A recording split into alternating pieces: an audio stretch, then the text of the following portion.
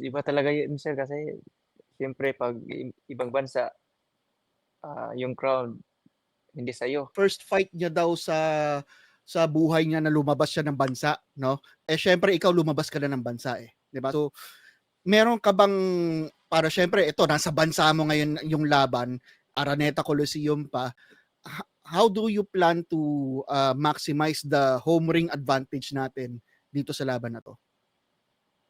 Iba talaga yun sir kasi siyempre 'pag ibang bansa, yung crowd hindi sa'yo, sa kalaban talaga.